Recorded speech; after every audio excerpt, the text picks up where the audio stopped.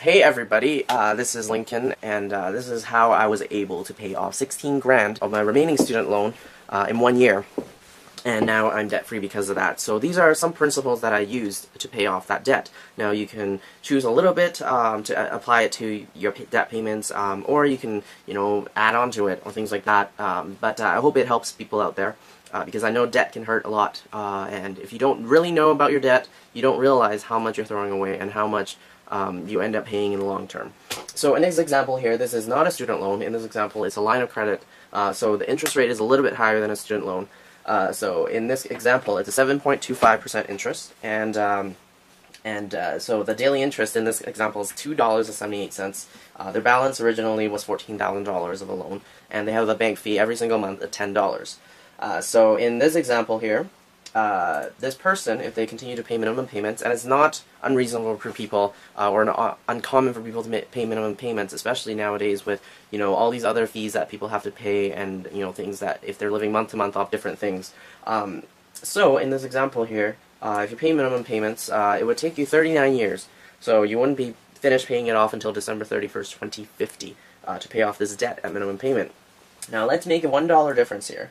If all you did was make a $1 change, so, some people find change everywhere, if you just throw it in, what happens? Well, that additional $1 that you invested into your loan would make a difference of $16 down the road. So that's a $16 savings for yourself. Now, instead of finding $1, you find $7 in your couch or whatever, and you decide you're going to throw in $7 addition to what you're already paying in just that one payment. Well, that would mean that you save a total of $126 down the road, and you actually lose 1 month of payments just by adding $7 down the road, now instead of later. So, some of the principles that I use, of course, is a lot of people do it, sell stuff. Getting rid of things you don't need, garage sales, anything like that. If you win something, you end up getting rid of it. So, let's say in a real life example here, I win an iPad from work, or you can win other things from work, or whatever. You win things. People win things, and they could either keep it for themselves, or they could get rid of it. And I chose to get rid of my iPad too. So that's another $520 in my pocket. Now I could choose to, keep it and spend it for myself, or I could choose to throw it into debt. Now in this example, let's say I threw this amount of cash into debt.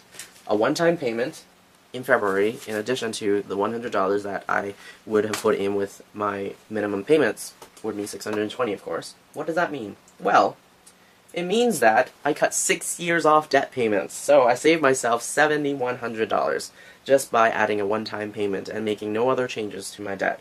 And, every time you find something, on the ground, it adds up. So just a little thing out there for people to see how much of a difference that actually makes, instead of just paying your average amount in your payments for student loans, car payments, house payments, whatever. It makes a huge difference down the road. Now, let's look at leisure activities. Everybody can get rid of leisure activities, or any leisure items, if you get really serious with your debt. And in this case, I have a few examples here. Cable TV, $50 a month for this example. Let's say they go to Starbucks every single weekday for $4 a drink. And for this person, they eat out $200 a month. But in here, they decide maybe, okay, I'll just cut half of my eating out expenses, so they saved $100. And because of that, they're not eating out as much, and they don't have TV to watch. They're getting a little bit more active, so they don't need their $20 gym membership. So let's look at the TV here. Just getting rid of the TV alone. A lot of people will say, I don't want to get rid of my TV because I am on a contract.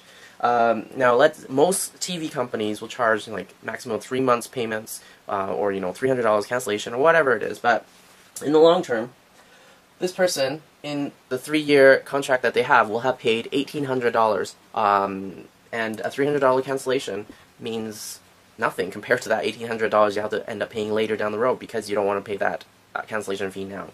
So, by adding $50 to your payments, which is 50% increase, you end up paying off this debt in 2024. That's a 26 years.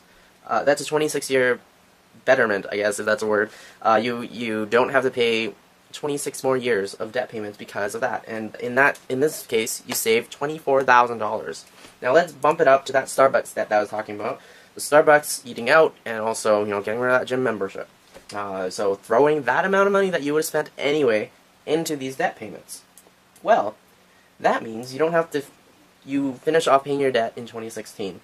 Now, a lot of people have like rent-to-own furniture and that kind of stuff. So in this example, I added, this person pays $100 a month for rent-to-own furniture, and they would have finished paying it off in September. So in October, I added on an extra $100 that they would have spent anyway for that kind of rent-to-own furniture. So now, that bumps it up for another year. So they're finished off paying this debt off in 2015.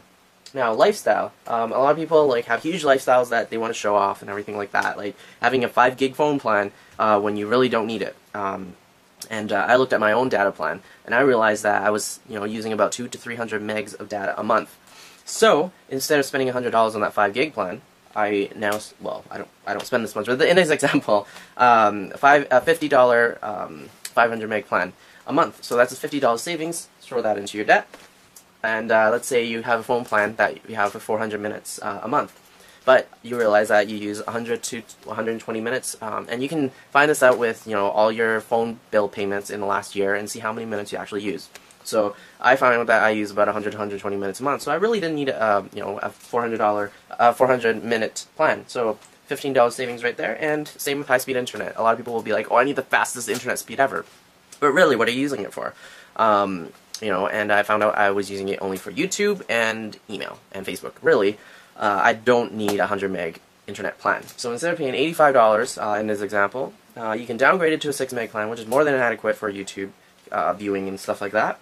$61 savings, and add that all together, that's $126 that you would have spent anyway that you're putting it into your debt now. So downgrading your life means that you cut it off by yet another year. So you've saved a total of your original from $46,000. Now you've saved a total of $30,000 that you would have put in your debt down the road just by doing a little few changes in your life. Now, another way, of course, is not just a downgrade, but to increase your income. I chose to have an additional side income, but some people don't choose to do that. So you could have a raise in your job, you could have an additional job, or you could, just get additional work bonuses or whatever, things that just come up, GST checks, all of that kind of stuff, and you can throw it into your debt. So this person in this example here got a $1 raise, and they have a $300 Christmas bonus that they decided, I'm going to throw it into debt.